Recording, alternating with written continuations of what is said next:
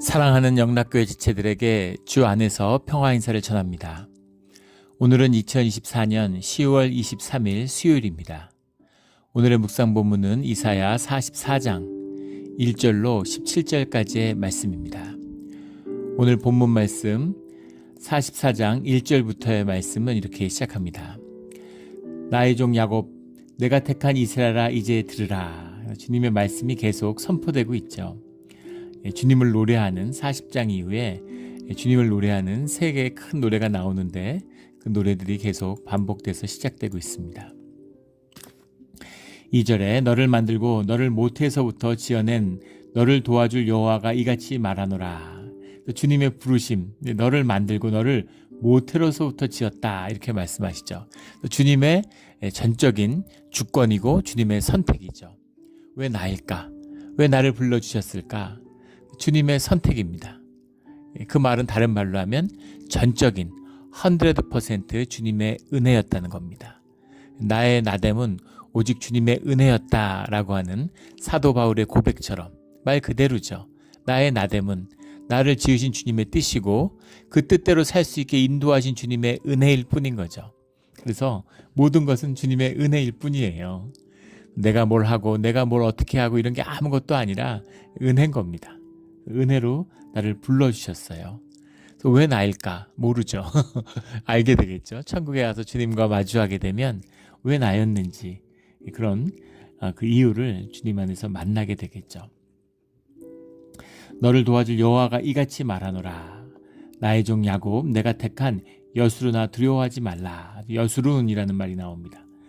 여수룬이라는 건 비슈룬, 원문은 비슈룬이라는 말인데 야샤르라는 말에서 왔을 것으로 봐요.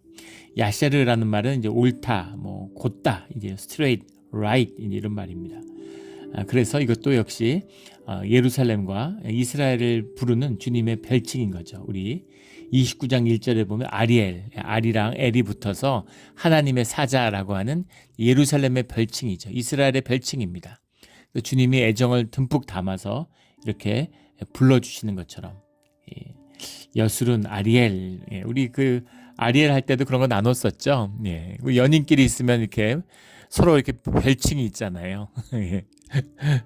무슨 땅콩이라고 부르고 이게 미국 사람들은 허니 그러죠. 마이 허니 이렇게 부르잖아요. 이런 것처럼 그렇게 별칭이 있는 거죠. 애정이 담뿍 담긴 사랑하는 사이에서 부르는 별칭이 있는 거죠.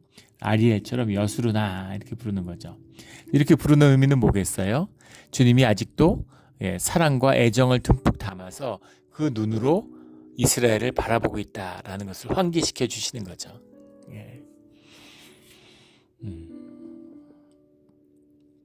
무슨 사고 쳐서 이제 부모한테 엄마한테 혼날 줄 알았는데 엄마가 아이고 우리 예쁜이 우리 강아지 이렇게 불러주면 엄마가 야단을 안 맞을 수도 있겠구나 이런 희망을 품어볼 수 있는 거 아니에요. 그런 것처럼 여수르나 두려워하지 말라 이렇게 불러주시는 거죠. 그래서 고난과 시련 가운데 주님의 심판 가운데 가는 것인데 우리 40장 이후에 쭉 나누어 주는 것처럼 주님이 구원의 말씀과 심판의 말씀이 같이 나오죠. 헷갈려요. 복을 주시겠다는 건지 저주를 주시겠다는 건지 흥하게 하시겠다는 건지 망하게 하시겠다는 건지 망하게 하지만 흥하게 하는 것이고 심판하는 것이지만 복을 주시는 거죠. 동전의 양면입니다. 우리가 심판을 만나야 우리 옛일이 끝나야 옛일이 우리 안에서 죽어야 주님의 새 일이 시작되는 거죠. 우리의 옛날 집이 무너져야 거기에 새 집을 지을 수가 있는 거죠. 그런 주님의 축복의 말씀이 들어있는 것이다 라는 걸 만나게 됩니다. 우리 이런 축복을 만나고 살아서 주님의 심판 뒤에 오는 부활을 만나는 우리의 신앙이 되기를 부활 신앙이 되기를 주의 이름으로 축원합니다. 3절에 나는 목마른 자에게 물을 주며 마른 땅에 시내가 흐르게 하며 나의 영을 내 자손에게 나의 복을 내 후손에게 부어주리니 주님이 우리에게 복 주시길 원하고 우리에게 약속하신 주님의 축복이죠. 영을 부어주시는 거예요. 영을 부어주신다는 게 무슨 말입니까? 우리와 함께 하신다는 얘기죠. 주님이 우리와 함께 하시면 평강과 알 수 없는 주님의 하늘의 평강과 영원한 생명과 주님의 안식과 주님의 능력 안에서 형통의 길을 누리게 되는 겁니다. 이게 복이죠. 이 복을 우리에게 말씀으로 주시고 말씀의 언약으로 주신 거예요. 우리가 말씀을 붙들고 주님과 함께 살아가게 되는 겁니다. 4절에 그들이 풀 가운데서 솟아나기를 시냇가에 버들같이 할 것이라. 그래서 버들이 막 무수하게 그 물가에서 뻗어 올라오잖아요. 그 어마어마하죠. 버들잎 같은 거 보면, 버들밭 이런 거 보면 쭉쭉 솟아 올라오는 그런 생명의 기운, 이런 것들을 묘사하고 있죠. 그렇게 다시 살아난다, 이런 말씀입니다. 생명의 힘이고 주님의 은혜죠. 그 대한민국 보세요. 그 일제 수탈을 당하고 6.25를 겪어서 완전히 쑥대밭이 됐지 않습니까? 쑥대밭, 세계에서 가장 비참한 땅이었는데 그게 다시 일어난 걸 보십시오. 주님이 함께 하시면, 생명의 길이 열리면 그러면 약동하게 돼 있죠. 그래서 시냇가에 버들같이 일어난다, 이런 말씀입니다. 우리 시냇가에 버들같이 일어나는 우리의 생명이 되기를 주의 이름으로 축원합니다. 기쁨이죠. 이 은혜입니다. 5절에 한 사람은 이르기를 나는 여호와께 속하였다 할 것이며, 또 한 사람은 야곱의 이름으로 자기를 부를 것이며, 또 다른 사람은 자기가 여호와께 속하였음을 그의 손으로 기록하였고 이스라엘이 이름으로 존귀 여김을 받으리라. 여기 이제 번역이 성경의 대표적인 이제 오역 중에 하나죠. 44장 5절의 말씀인데, 여기 한 사람은 한 사람이 이르기를, 또 다른 사람은 이렇게 본문에 없습니다. 이 본문이 제흐, 베제흐, 요말 이렇게 시작하는데, 제흐라는 게 여기에 here, 여기서, 베제흐 바로 여기서, 이런 겁니다. 요마르 말한다. 근데 주어가 다 빠져 있어요. 누가 말하는 것이냐, 이거 자체가 도전인데, 이 의문을 품는 것 자체가 묵상이죠. 그대로 가야 돼요, 말씀은. 그런데 이거를 이제 이해를 돕는다고 이렇게 이제 거기다가 주어를 생각해서 넣어놓은 거죠. 이런 식으로 번역을 하면 안 됩니다. 뺀 건 뺀 이유가 있는 것이죠. 누구냐라는 겁니다. 누구냐? 여호와에게 속하였다 하는 사람이 여기 있다는 거죠. 이곳에는 야곱의 이름으로 자기를 부르는, 야곱의 이름으로 자기를 부른다는 게 뭐예요? 자기의 정체성을 이스라엘이라고 생각하는 그런 사람이 이곳에 있다는 것이죠. 또 다른 사람은 여기도 베제흐입니다. 바로 여기 바로 여기 점점 강화되고 있는 거죠. 여기는 어떤 사람이냐면 자기가 여호와께 속하였음을 그의 손으로 기록하고, 다 손으로 기록하죠. 발로 기록하는 사람 없겠죠. 손으로 기록하는 게 아니라 손에다 기록했다는 겁니다. 이히토브 야도브 이런 말인데, 야도브라는 게 손이죠.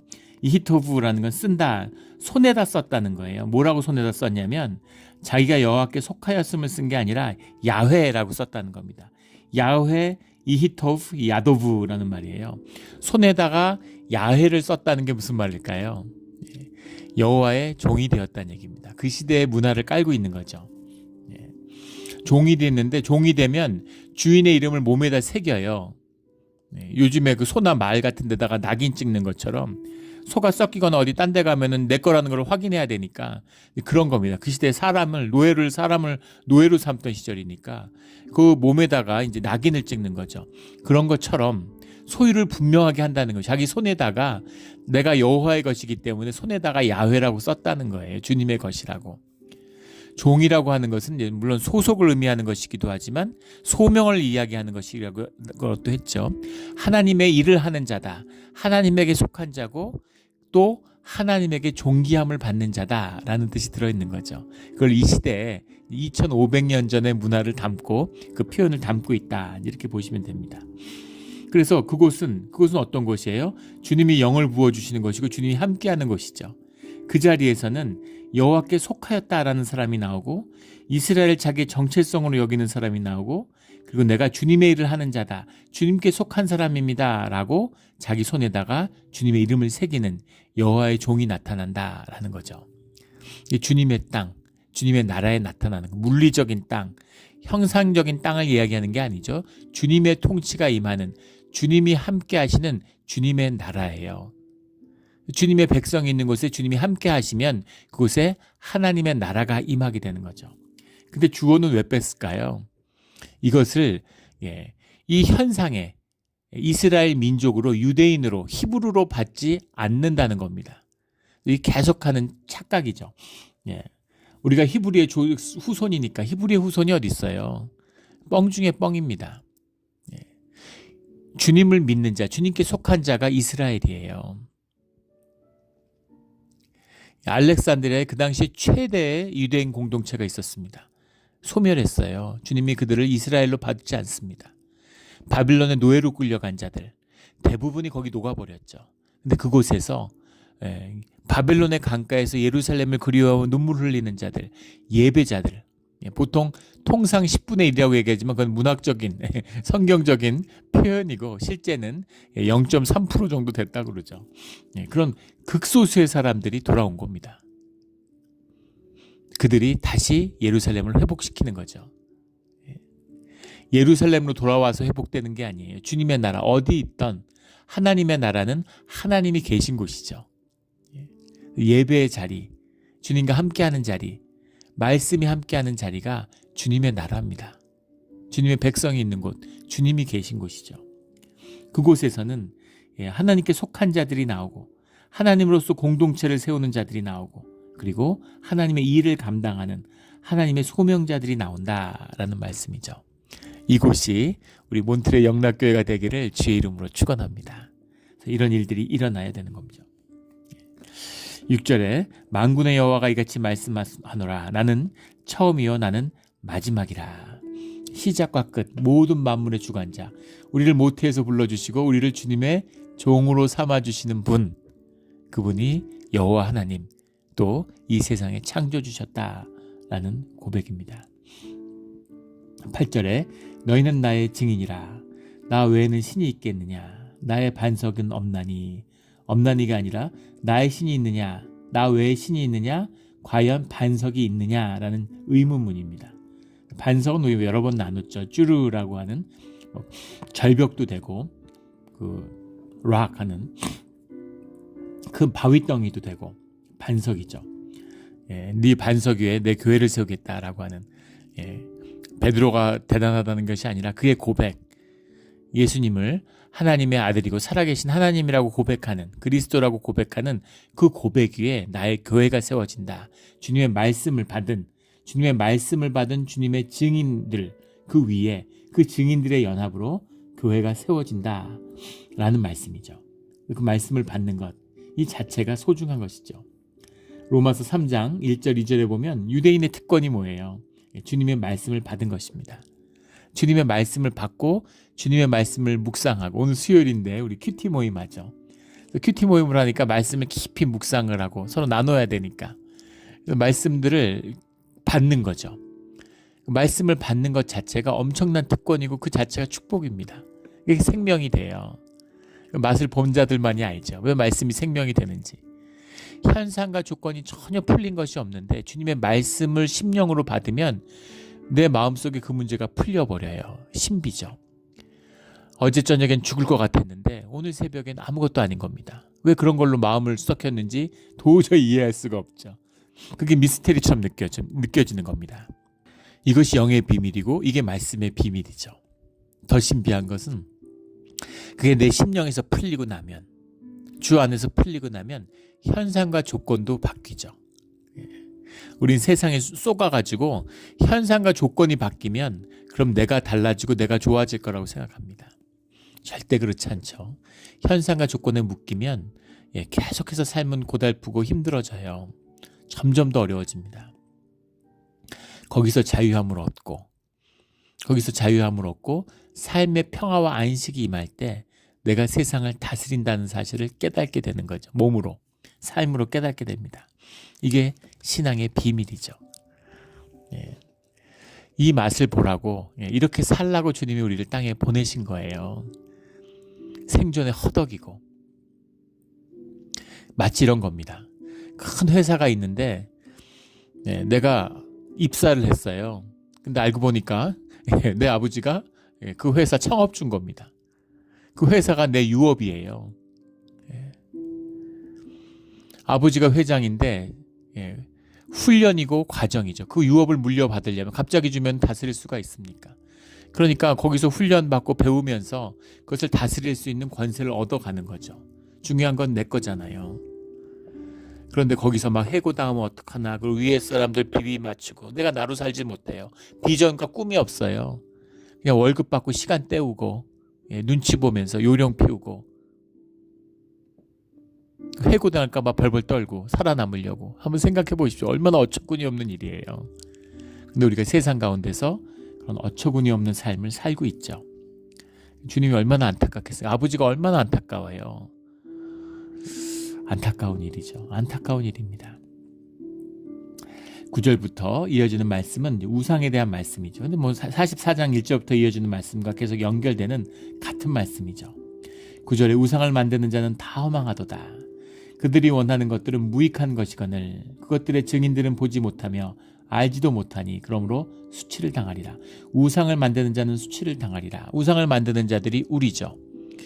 예전에는 고대 우상이라는 건 황금이나 뭐 청동으로 뭔가 뭐 동물의 형상을 만드는가 신의 형상을 만드는 것이었죠. 오늘날의 우상은 뭘까요? 오늘날의 우상은 그 브랜드 같은 거죠. 명품 브랜드. 그런 걸 사서 그런 걸 걸치면 내 삶이 가치 있고 의미 있어지는 것처럼 생각하는 것. 이런 게 우상입니다. 우상의 본질은 뭐예요? 남한테 보이는 거죠. 사람에게 보이는 것입니다. 사람에게 보이는데 뭔가 귀하고 뭔가 성스러운 것을 만들어야 되는 거죠. 우리가 하나님의 형상으로 만들어졌기 때문에 우리가 존귀해요. 존귀해지고 싶어 합니다.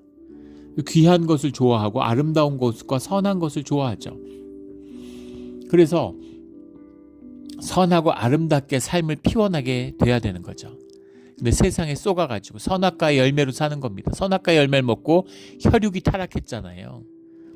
그냥 끊임없이 정죄하고 판단하고 남을 악이라고 그래야 내가 선이 되니까 남이 잘못됐다고 나 하나 고치면 되는 걸 나는 옳고 세상이 전부 다 틀린 거죠. 끊임없는 정죄와 판단을 하고 자기의 의를 높이는 거죠. 자기의 의를 높여야 되는데 자기가 세상에서 남보다 잘났고 더 많이 가졌고 더 많이 배웠고 더 힘있고 이거 갖고는 안 되는 거죠. 종교의 의가 필요한 겁니다. 신적인 권위가 필요한 거죠. 그 사회의 종교를 만들어요. 이건 이념이 될 수도 있고 그 사회의 문화와 가치가 될 수도 있는 거죠. 어떨 때 뭐 한국에서 학력 같은 게 이제 우상이잖아요. 어느 나라에서나 그런 게 아주 없지는 않지만 그래도 미국 같은 데 그런 게 좀 약하죠. 근데 한국에서 뭐 절대적이죠. 그걸 막 신분처럼 학력을 그렇게 뭐 그렇게 한다든가. 또 요즘엔 돈 갖고 이 돈으로 사회가 점점 천해지고 천박해지니까 대놓고서 돈이라는 것도 결국은 이제 현대의 가장 핵심적인 우상이죠. 사람들이 만들었잖아요. 종이에다가 그 그림으로 찍어낸 거 아닙니까? 거기에다가 그게 왜 가치가 있고 의미가 있어요? 인간들이 자신의 가치와 의미를 거기다 부여하고 그 결속을 맺고 있기 때문인 거죠. 인간의 결속, 인간의 힘일 뿐이에요. 인간이 자신의 노동을 분리해서 거기다 투사하고 응고시켜 놨습니다. 인간이 가진 아주 신적인 능력이죠. 믿음이에요. 돈을 쌓아두면 사람들이 그거에 대해서 보상을 해주고 교환을 해줄 거라고 하는 믿음이죠. 하나님은 못 믿으면서 어떻게 이렇게 돈은 철석같이 믿고 사람들은 세상을 믿을까요?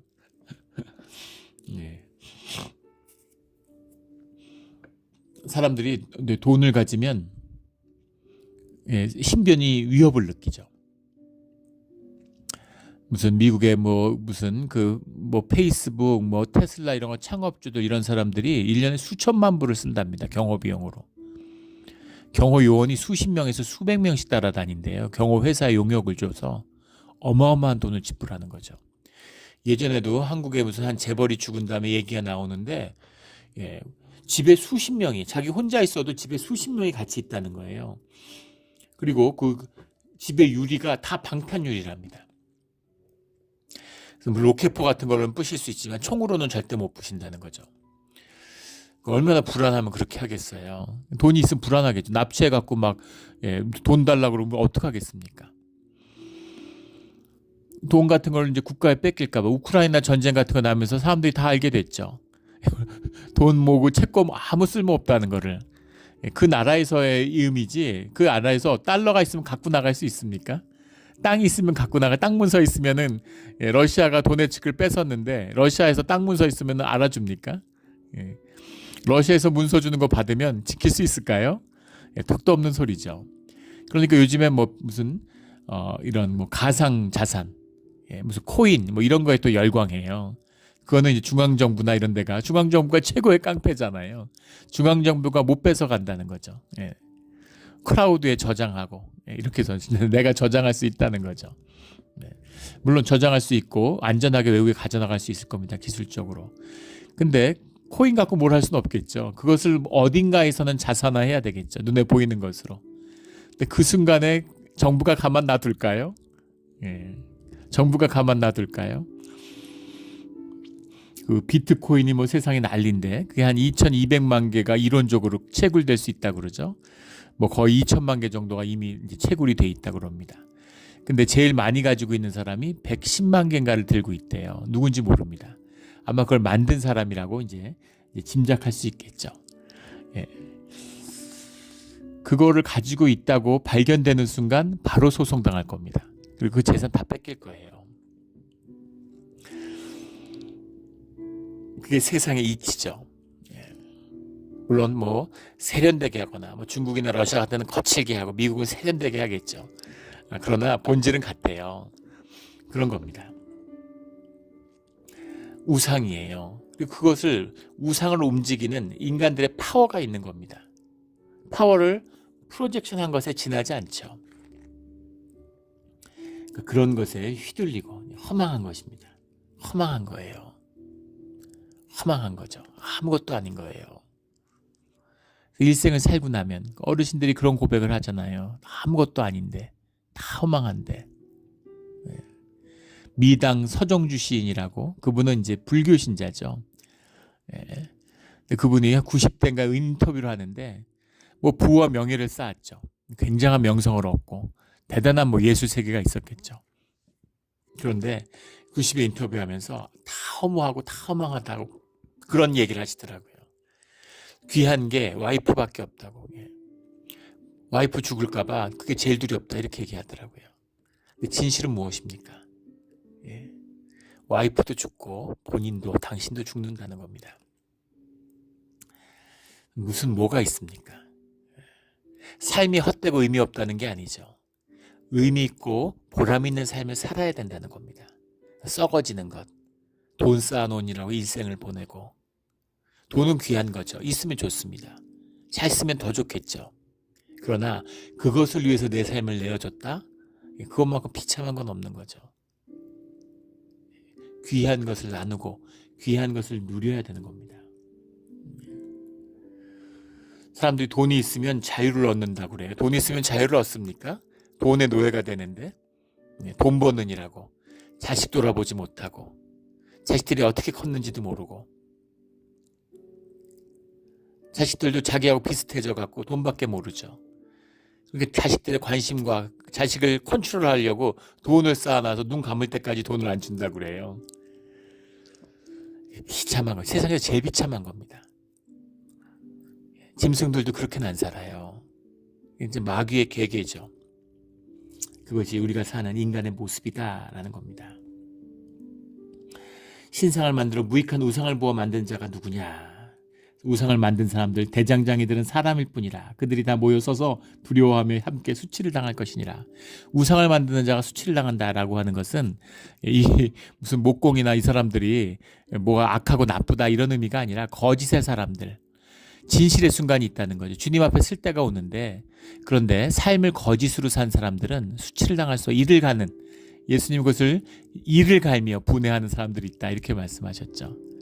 어리석음의 극치, 어리석음의 열매죠. 거짓으로 사는 사람들, 거짓을 만들어 사는 사람들, 진실의 순간이 오니까 아무것도 아닌 거죠. 이민 사회에는 거짓으로 사는 사람들 많죠. 물론 모두 이 본질적으로 인간이 거짓으로 살지만, 그래서 예전에 제가 섬겼던 교회에, 뉴욕에 있던 교회인데 거기 이제 부목사님이 한 분 오셨어요. 근데 사람들이 다 좋아했습니다. 안타까운 건 그분이 LA에서 오셨는데, LA에서 한 집사님 가정이 이사를 왔는데, 그 목사님을 보고서는 당신이 섬겼던 교회에 있었는데 같은 서리 집사였다는 거예요. 근데 도대체 언제 신학교를 다니고 언제 안수를 받았냐고. 그분이 그 말씀을 하는 바람에 그분이 교회 온 다음에 그 부목사님이 사라졌습니다. 참 나쁜 예죠. 아주 안 좋은 예화인데 거짓인 거죠. 진실을 만난 순간 연기처럼 사라져요. 아무것도 아니에요. 그리고 사람들에게 사랑받고 존경받으면 뭐합니까? 다 가짜인데, 내가 아닌데. 우리 부활신앙 나누면서 나누었죠.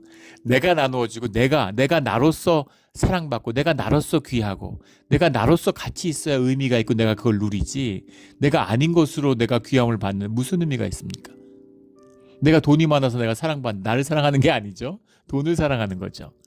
그게 헷갈리는 분이 있으면 돈을 없애보면 알 수 있겠죠. 돈을 다 도네이션해서 돈이 없다 이러면 날 사랑했는지 돈을 사랑했는지를 알겠죠.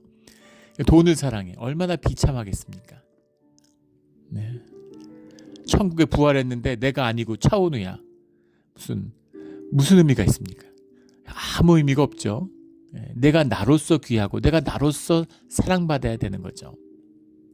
그래야 삶이 누려지고 삶이 피어나고 기쁨이 있고 보람이 있고 안식이 있는 거죠. 이제 그런 겁니다. 우상의 의미라고 하는 것은 거짓이다라는 거예요. 거짓이죠. 14절 말씀에 그는 자기를 위하여 백항목을 베며 디르사나무와 상수리나무를 취하며 우상 숭배자들을 계속 지칭하고 있는 거죠. 백향목을 보면 디르사나무라는 게 나오는데, 티르자흐라는 말이에요. 티르자흐라는 말은 사실 성경에서 여기만 쓰여서 정확히 무슨 뜻인지 모릅니다. 근데 티르자흐라는 말이 타라즈라는 말하고 비슷하잖아요. 타라즈에서 왔을 것이다. 왜냐하면 타라즈가 단단하다 이런 말인데, 단단한 나무, 그 우상을 만들어야 되니까 백향목도 마찬가지고 상수리나무도 마찬가지고 단단한 나무를 베었겠죠. 근데 이것을 이제 영어 성경에 보면 다 사이프러스로 이제 번역을 해요. 사이프러스가 이제 소나무의 일종이죠. 소나무도 이제 아주 좋은 나무잖아요. 우리 동네, 우리 몬트레이가 사이프러스의 고향 아닙니까? 캘리포니아 다 레드우드가 자라는데, 희한하게, 이상하게 우리 동네만, 몬트레이만 사이프러스 소나무가, 또 사이프러스 소나무가 거의 분재한 수준이잖아요. 또 바닷가에 바람이 불어서 뭐라 말할 수 없는, 참 보면 그 나무도 그렇고 산도 그렇고 어디 사느냐가 중요하죠. 일본의 후지산 3,800m인데 뭐 일본의 영산으로 추앙받죠. 킬리만자로산 아프리카에 한 5,000m 되는데 아프리카에서 제일 높은 산입니다. 엄청나게 그 사람들이 막 그걸 신성시하죠. 그런데 히말라야에 있는 히말라야 산맥 네팔에는 7,000m 넘는 산이 2,000개가 넘는데요. 근데 그 중에 절반은 이름도 없답니다. 7,000m 아무것도 아닌 거죠. 7,000m 넘는 산 2,000개 넘는데 6,000m 넘는 산들은 뭐 산은 다 귀한 것이고 그걸 미터를 재서 비교한다는 것도 인간들의 참 얄팍함이지만 그 이름도 없는 7,000m 산 같은 게 아프리카에 가보십시오. 호주나 캐나다에 있었다 그러면 미국에 있었다 그러면 난리 날 텐데 그런 거죠. 여기 있는 사이프러스 나무 이런 거 봐도 우리 교회도 주변에 이 사이프러스 나무 한번 보십시오. 정면에 있는 거, 우리 교회 마당에 있는 나무. 한국에 있었으면 막 정이품 소나무 저리 가라죠. 정일품 소나무 됐을 텐데 동네에 있으니까 무명의 소나무입니다. 이런 소나무가 우리 뭐 수만 그루 있잖아요. 그 백향목을 얘기하는 디르사나무라는 건 이제 그 사이프러스 소나무다 이제 이렇게 그렇게 보는 거죠. 그런 나무들. 그거를 정해가지고 심고 비를 맞고 키워서 자라가지고 15절에 재미있는 표현이 나오죠. 이 나무는 사람이 땔감을 삼은 것이거늘 그가 그것을 가지고 자기 몸을 덮게 하고 불도 피워 떡을 굽기도 하고 신상을 만들어 경배하며 우상을 만들고 그 앞에 엎드리기도 하는구나. 인간의 어리석음을 조롱하는 거죠. 나무 키워가지고 잘라서 떡도 구워 먹고 그리고 남는 걸로 또 우상도 해갖고 거기다 절도 하고 이러는구나. 인간이 다 만든 거 인간의 투사입니다. 그럼 왜 이런 짓을 할까요? 17절에 신상곧 남은 배불르고 떡 먹고 몸을 덮인 다음에 남은 것으로 자기 우상을 만들고 그 앞에 엎드려 경배하며 그것에게 기도하여 이르길 너는 나의 신이니 나를 구원하라 하는도다. 투사죠. 그런데 이 신은 내가 맘대로 할 수 있잖아요. 내가 컨트롤할 수 있잖아요. 한국의 20대 청년의 미국도 뭐 크게 다르지 않을 거라고 봐요. 한국의 20대 청년의 90%가 연애를 안 한답니다. 연애를 해본 적이 없거나 모태솔로라고 그러는데요. 한 번도 연애를 못 해봤다고. 근데 말이 됩니까? 20대 연애를 안 하면 도대체 언제 하나요? 모태솔로라는 얘기는 10대도 안 해봤다는 얘기죠. 그래서 30대 뭐 결혼은 요즘 뭐 결혼 정년기가 절반밖에 결혼 안 한다 그러니까 그래서 평생 연애도 한번 못 해보고 여자도 한번 못 해보고 청년들이 또 여자들도 남자하고 한번 사귀어보지도 못하고 그렇게 늙어가는 거예요. 왜 그럴까? 예, 남녀가 서로 끌리고 서로 연애하고 또 호르몬 작용이 있으니까 20대는 뭐 보기만 하고 옆에서 웃는 소리만 들어도 기분 좋고 막 이래야 되잖아요. 근데 연애를 못하는 이유는 용기도 없고 자신감도 없고 대부분은 돈이 없어서라고 얘기하지만 시간이 없어서라고 얘기하지만 사실은 백수로 노는 사람도 연애를 못하고 또 직장에서 돈을 버는 사람도 못하는 거죠. 재벌 정도 돈 많아야 여자 사귈 것 같고 무슨 포르쉐 같은 차 있어야 여자 사귈 것 같고 세상에 쏘군 거죠. 근데 더 중요한 건 뭐냐면 그건 변명에 지나지 않고 인격과 인격이 만나서 서로 용기를 내고 삶을 품을 수 있는 그런 삶의 에너지, 삶의 용기를 수반하는 그 에너지가 없는 겁니다. 왜 에너지가 없을까요? 세상에 눌리고 짓밟혔기 때문인 거죠.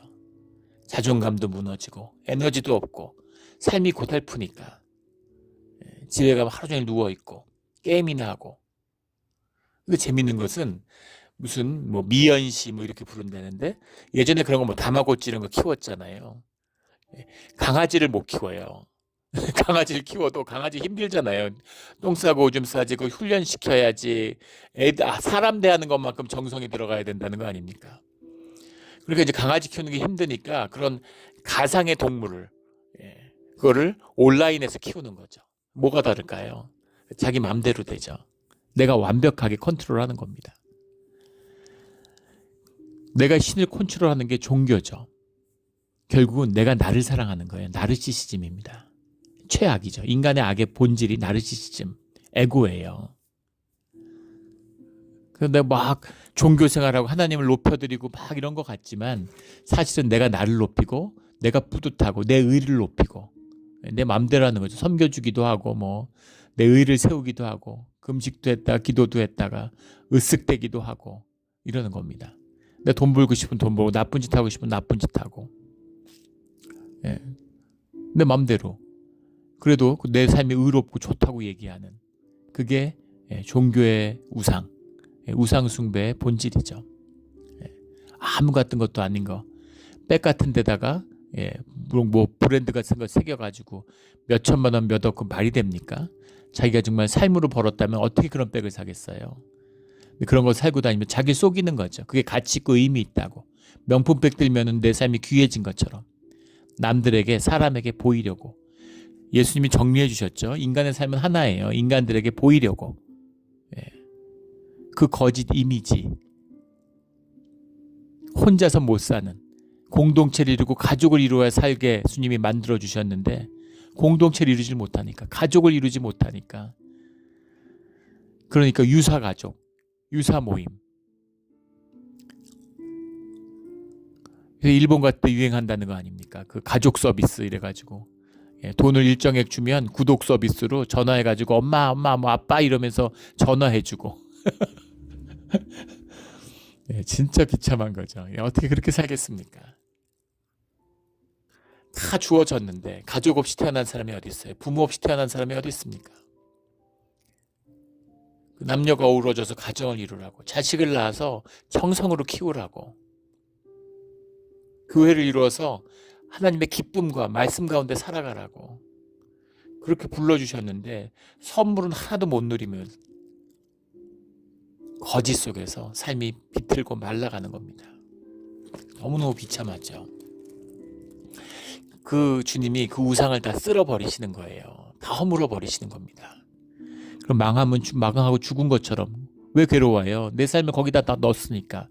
내 시간, 내 정성, 내 돈이 다 그 우상에 있으니까. 우상이 쓸려가니까 죽을 것 같은 거죠. 그게 다 쓸어가고 진정한 삶, 진짜 삶의 진실을 마주해야 그래야 삶이 시작되는 겁니다. 맨날 방구석에 박혀가지고 아무도 안 만나고 게임만 하고 있고 음식 다 시켜 먹고 그러고 있으면 어떡하겠어요? 그 애의 삶을. 그 새로운 삶을 시작하려면 집을 부셔야죠. 집을 부셔야 되는 겁니다. 집을 부시고 자신의 눈물과 땀으로 벽돌을 하나하나 쌓아 올려서 주님의 집을 지어야 돼요. 그것이 부활의 생명이고 그것이 중생이고 거듭남이고 주님이 인도하시는 신앙의 기쁨이고 신앙의 삶입니다. 우리 그런 삶으로 우리를 초대하신 주님께 감사드리며 다시는 뒤로 돌아가지 않는 생명의 길만을 걸어가는 우리 모두가 되기를 예수 그리스도 이름으로 축원합니다. 아멘. 기도드리겠습니다. 하나님 아버지 감사합니다.